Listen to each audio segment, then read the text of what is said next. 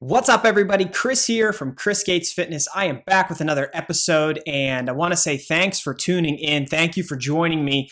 In today's episode, we're going to dive into another Q&A. It's been a while since we've done one on the website and on the podcast, and getting back into the swing of things with some Q&As. I've gotten some really good questions lately, and today is one of them that was so good that we've actually had to kind of change the format of the Q&As. Normally we would address around 3 questions per Q&A, but I've gotten questions that have really required some pretty detailed answers. And rather than try and smash them all into what would be like a 45-minute long podcast or what would end up being a 5,000 word article, I figured why not just address these one at a time. So this is the 6th Q&A number 6, and we are going to be discussing recommendations that I have for anybody that's returning to training, returning to exercising, returning to the gym,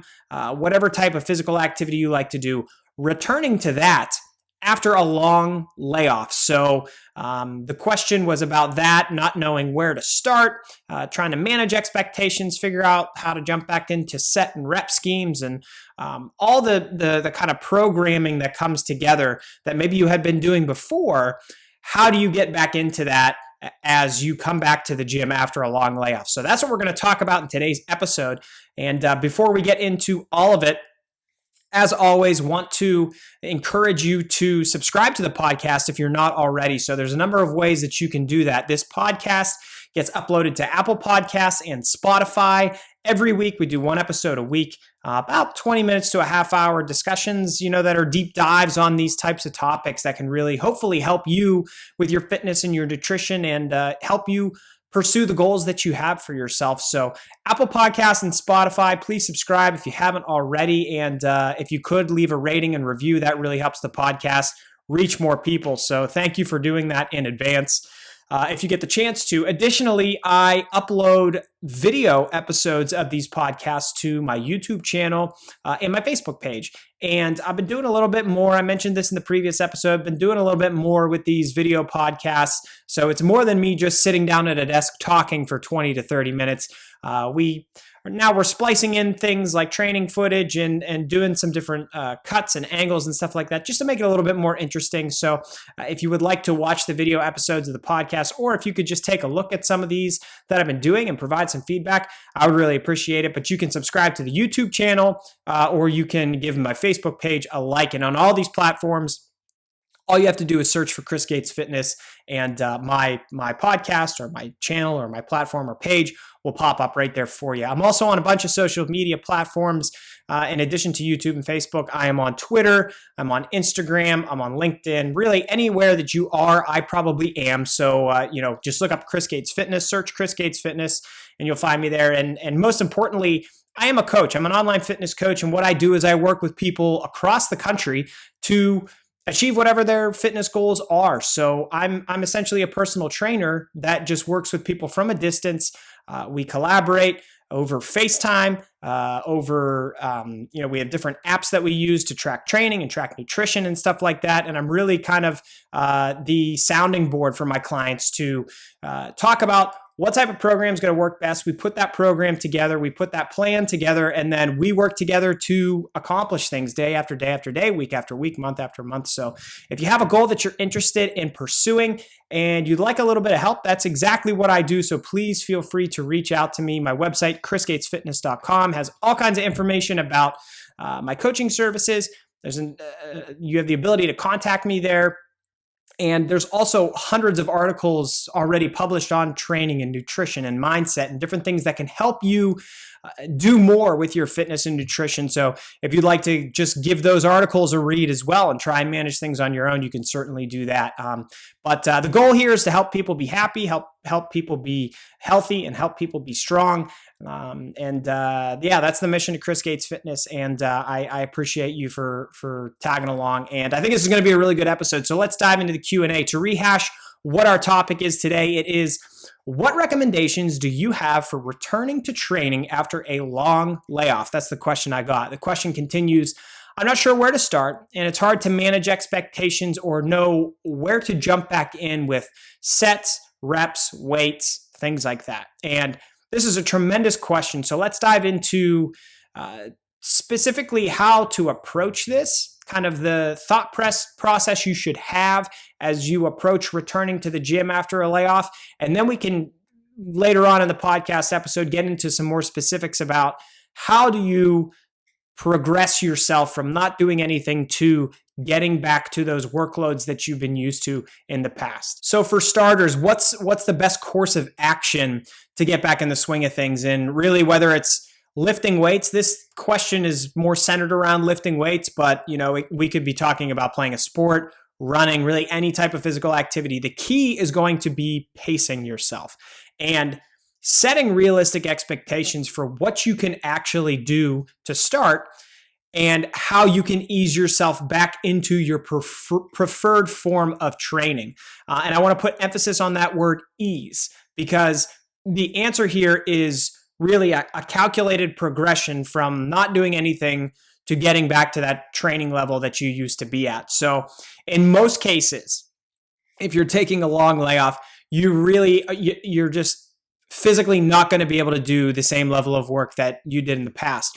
You could try going into the gym and doing all the sets, all the reps that you did previously, if it was 2 months ago, a month ago, 3 months, however long it's been. And you might be able to do all the sets and reps, but the quality of your work is going to be horrible. You're going to be trashed after that workout, and you're not going to be able to make it back into the gym for another couple of weeks. So let's break down just some general cases that you could personally be in when you're looking at jumping back into training. So the first case is you maybe take a few days off, and in this case, you're probably fine. You can pick up where you left off. That's not really what we're talking about in this podcast. Case number 2, you could take 1 to 2 weeks off, and that's kind of the in-between area where you might be able to jump back in and do everything that you did before. It's possible. That's not too long removed from the gym. Most likely, you're going to need what I call an intro week, which is you look at what your training format, your training program was before you had your absence from the gym, and you tweak things slightly. So you're probably going to maybe scale the weight back slightly, maybe cut out a few sets, maybe cut the reps down on your sets. So you're giving your body that stimulus, but it's not quite what it was when you had your last week of training. So it's a little bit scaled back. That's the intro week, and that probably fits if you've missed 1 to 2 weeks. Now, if you've missed 3 weeks or more, what we're talking about, that's at the heart of this question.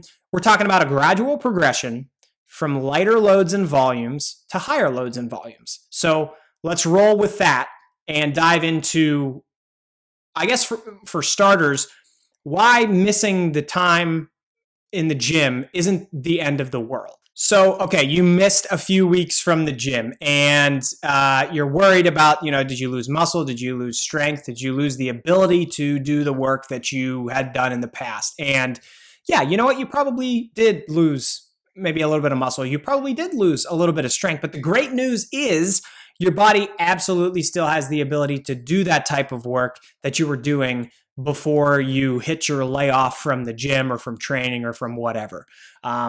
There's this term, muscle memory, and for the longest time, it had been kind of almost like a bro science-y term. Over time, we've actually seen a lot of research that shows this is a real physiological thing, and the muscle and the strength that you built in the past, even if you have a long layoff from the gym or from training, it's all going to be there waiting for you, waiting to be rebuilt. As your body trains hard, as you put your body through difficult training and you push your body to its limits and you build muscle, those genes that are involved with building that muscle are remembered, whether or not you continue to build that muscle or if you stop training and you lose some muscle mass. The cells and the nuclei that your body develops in building muscle tissue, those remain.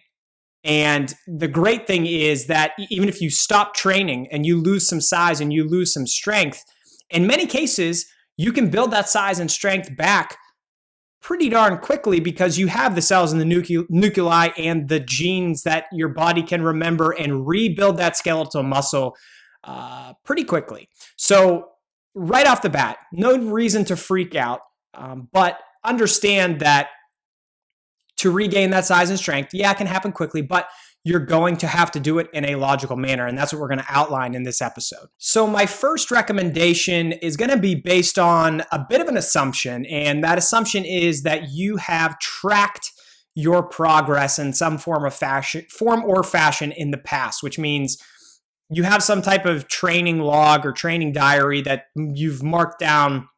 I did this exercise for this many reps, this many sets, and I lifted this weight.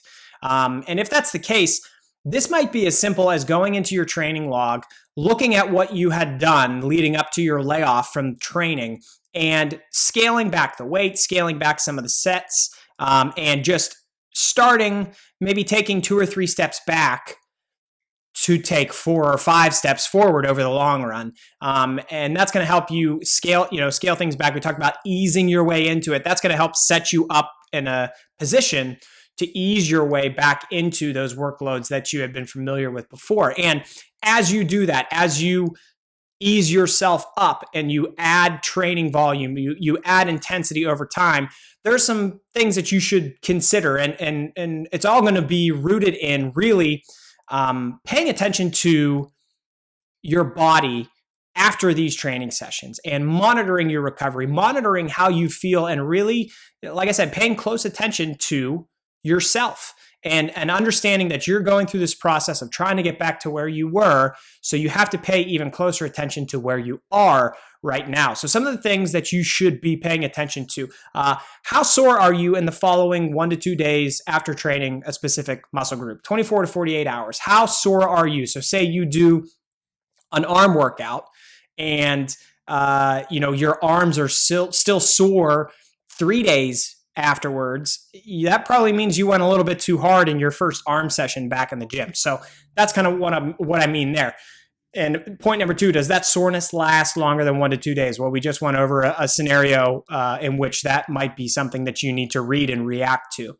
And is your ability to get back into the gym and train again negatively impacted by the soreness and or fatigue that you have as you're trying to ease yourself back into things? There's nothing wrong with taking this slow. You don't have to go back in and crush yourself. Chances are, if you do that, you're not going to be able to get back into the gym on a regular basis. So you're much better off easing your way back into things. But if even you think you're easing your way back into things and you run into a situation where, man, you're just gassed, you're thinking about the workout that you have the next day, and you're just dreading it because you're so sore, you're so tired, mentally, physically, you're fatigued. That's an answer for you, okay? These are very real. They're not, numbers on a scale or numbers in a training journal, but the way you feel is very much relevant when it comes to this process of easing your way back into the gym after a layoff. So the answers to those questions are going to help logically guide you to the best path moving forward. And I think the best thing we can probably do here is outline an example. So let me give you an example based around just one exercise and how we might work you back from doing nothing for an extended period of time to getting back to that workload that you had been accustomed to previously. So say you used to do dumbbell chest presses and you did 70-pound chest presses for 3 sets of 8 reps. That was, the first exercise you did on your chest day. If you haven't been back to the gym for a few weeks or even a few months, I would probably recommend that you scale it back like we've been talking about quite a bit already in this podcast. Maybe you start by doing push-ups in your first workout. So we're starting with a body weight exercise. Maybe you do 3 sets of push-ups and you monitor how you feel in the next 1 to 2 days.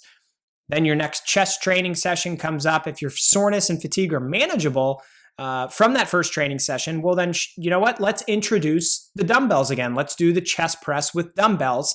And let's start off with half of the weight that you have been doing previously. So you were doing 70 pounds. Let's grab the 35-pound dumbbells. Let's do a set of 8. If that's easy, go up to 40-pound dumbbells, do a set of 8. And if that still feels manageable and you feel like you can bump it up another 5 or 10 pounds, well, go for it and give that a try. Once again, in the days following this training session, monitor how you feel.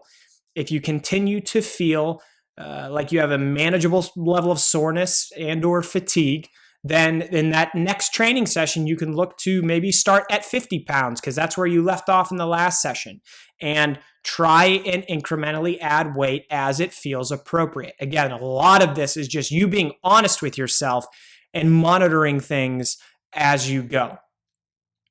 Perhaps you can even add an extra set. So maybe the weight feels heavy, but you feel like you have a little bit more in you. Well, you can go from 3 sets to 4 sets in that next workout. There's really no one way to go about all of this. It's just going to be about feeling your way through those workouts and through this process.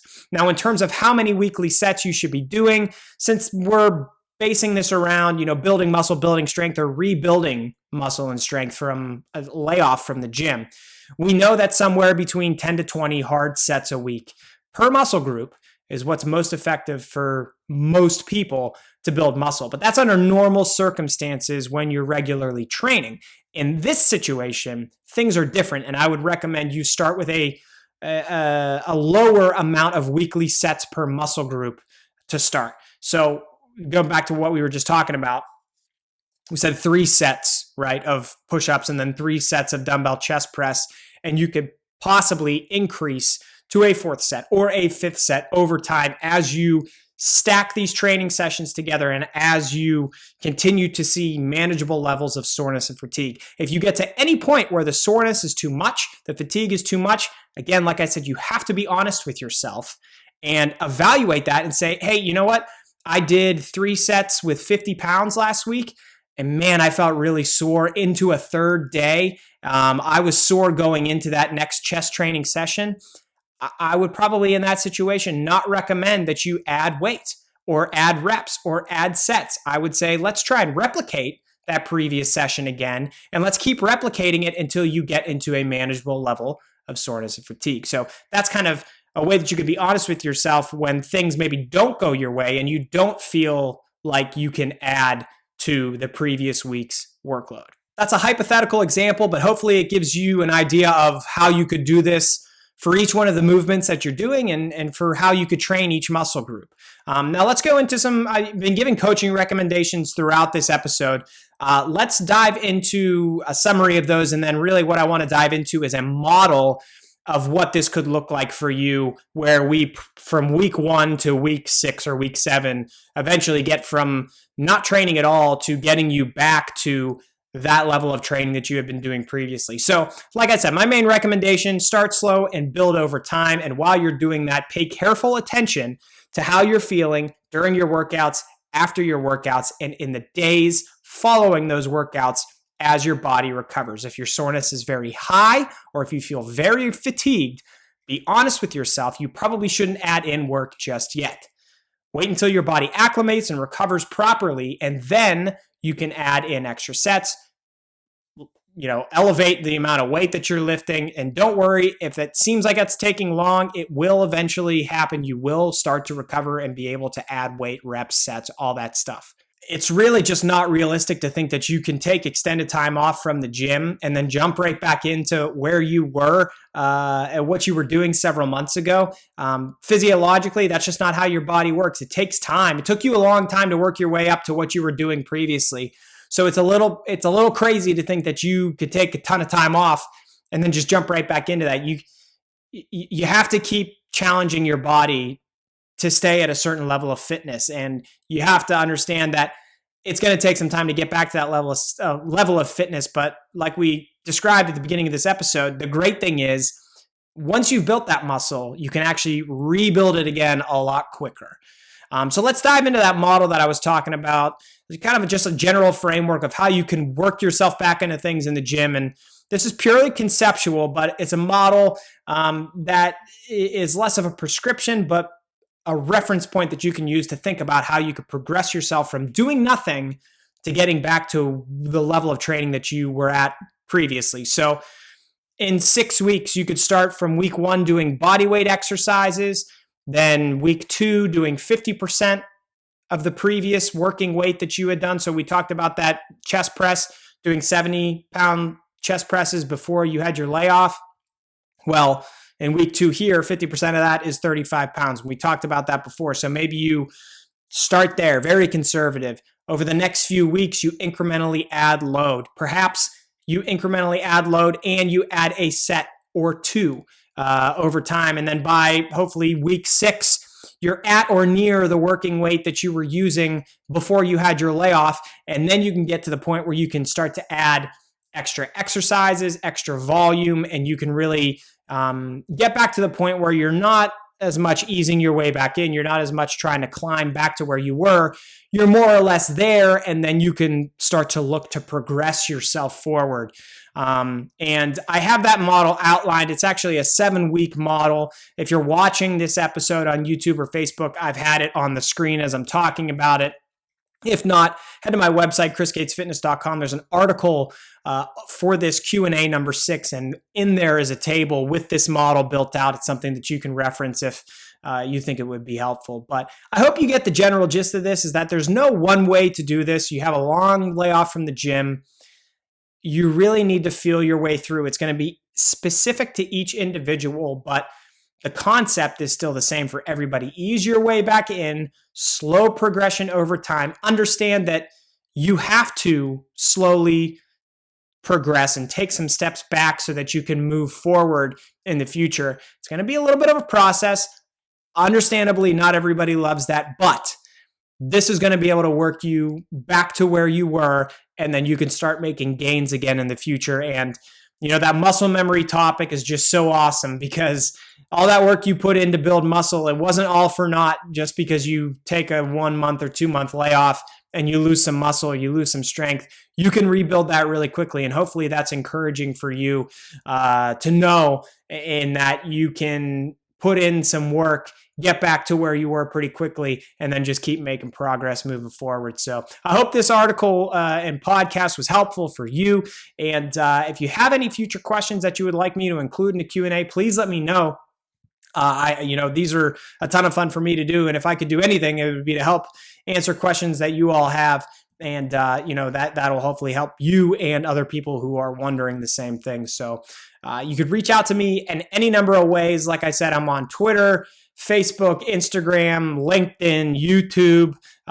We have the podcast on Apple Podcasts and Spotify. There's no shortage of ways to reach out to me. You can also hit up my website, chrisgatesfitness.com. There's a contact page there that you can reach out to me. So please feel free to reach out. I'd love to hear from you. And like I said, if coaching is something you're interested in, for this topic specifically, having a coach help navigate you from doing nothing to really working your way properly in the right direction. A coach could be something that is really, really valuable just to make sense of everything, put the proper progression in place. Like I said, it's going to be specific to you.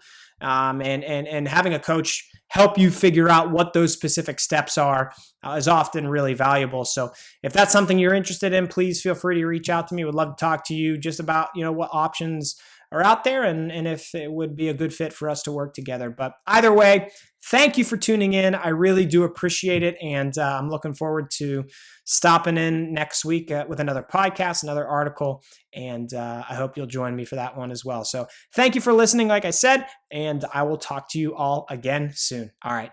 See ya.